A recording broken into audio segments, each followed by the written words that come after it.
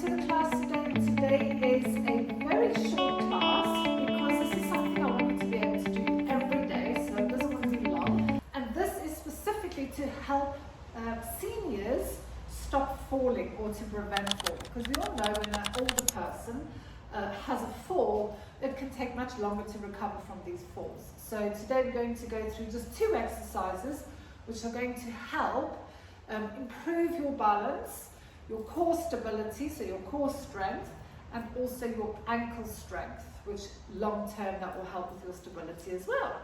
So let's get started. If you are a little bit wobbly, please use a chair or a wall or something like that just to grab onto.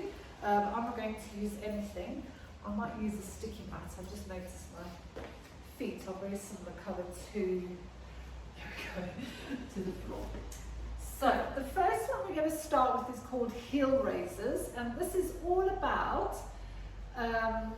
using the big toe and the ball of the foot to help with your balance, your lifting, okay? So often what people do, they'll roll, when they're out there, they'll roll on the outer foot. That puts a lot of stretch and lengthening into the outer ankle, and that we need it to be nice and tight. So we're going to just go through some correct muscle recruitment for the ankles and the feet. So when you stand here, you want to be hip width apart, and the toes want to be ever so slightly turned out. And then from there, just grow nice and tall through the crown of the head, relax your shoulders down the back and hug that belly in. And then take a breath in, and the first thing I want you to do is just come onto the balls of the feet, just lifting your heels a tiny bit, doesn't have to be massive. Just see how that feels, and then you're going to bring yourself down again. So off we go, breath in. So as you come up, notice what muscles in the legs are working. So remember, the bums help to stabilize the pelvis. So you've got all these muscles around your legs, your glutes, and your belly that can help you to stay balanced, and then come down. Now, the more confident you feel, or if you are using a chair or a wall, then you can do this. You're going to come right up onto the balls of the feet, and I want you to see if you can almost get your baby toes to come off. So as you can see, my heels, they wrap inwards. Ooh. And then you bring yourself back down again. So all my weight is going into the big toe and the ball of the foot. So we take it up, and then imagine there's a ball between your ankles, so you're always trying to squeeze your heels together, she says. And then bring it down. Good. So the other benefit to this is your calf muscles are also a cardiac muscle. So they help the heart, so it's this is an added benefit.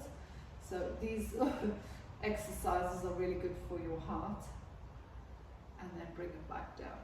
So I've actually got a foot injury on the right side, and I can feel that. So take it up. I shouldn't really be doing these, but for the purpose of the video. Good. And then bring it down and do one more. So hopefully you can feel your legs burning.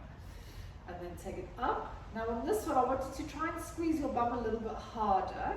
Notice how the legs kind of grip inwards. Relax your shoulders and your hands. Just find that spot.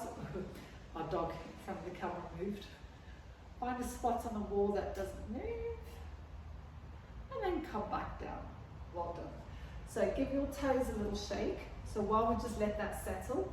If you've got bunions in your feet, on the sides of it, that's going to affect your balance. Flat-footedness, that's going to affect your balance. Hypermobility in the ankles is going to affect your balance. There's something called equinus foot, where the bones of the foot are very arched. That's going to affect your balance. So don't think if your balance is bad that it's you. It could just be the structure of your foot as well. But you can still improve it. So the next one we're going to do, and all of these exercises you can do while you're brushing your teeth every morning. You can do this while you're waiting for the kettle to boil, anything like that. This is why I'm only doing 2 of these exercises, so it's something that you can incorporate into your everyday life.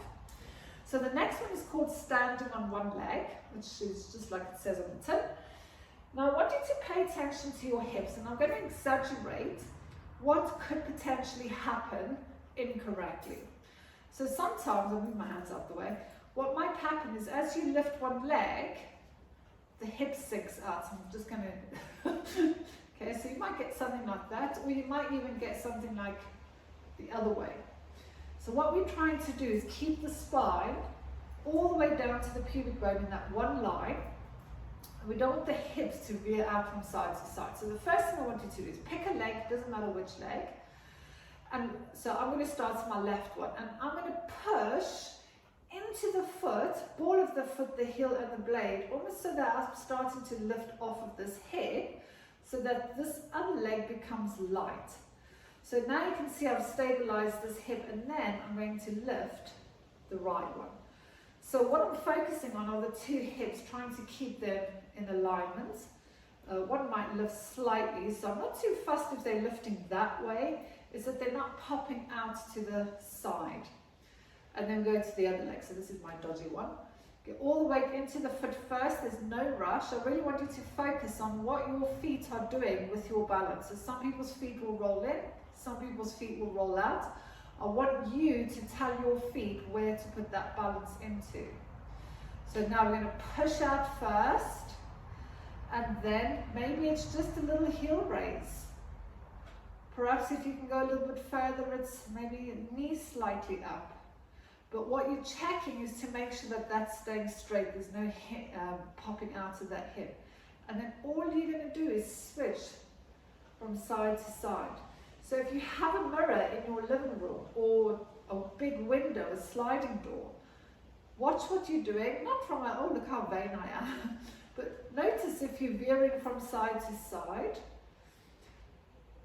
And imagine there's this line down the center of you, and is this line staying in this line, or is it becoming a snake? So like I said, you could do this while you're brushing your teeth. Those heel raises, if I'm at the shop and I'm waiting in a queue and I've got my trolley there, I stand and I do those heel raises there. Always ways you can incorporate this. But this is a stabilizing your pelvis, so we're getting these nice and strong. We're getting the balancing muscles, your core muscles nice and strong, those leg muscles nice and strong. And like I said, at first you might be holding on to a wall or a chair or whatever, but I promise you, just keep going with it. Doesn't matter how old you are, you can improve your balance. Good. And if you notice, whoops, she says, one side is particularly wobbly, so let's say that side, then just do more on that side. So come out of it, give your legs a shake, come back in. So, so that is the two exercises which will help seniors to prevent falling. Like I said, falls as you get older, it takes a lot longer to recover, so let's prevent them rather than having to respond to them. So I hope you found that useful. Don't forget to like and subscribe for more videos. Take care.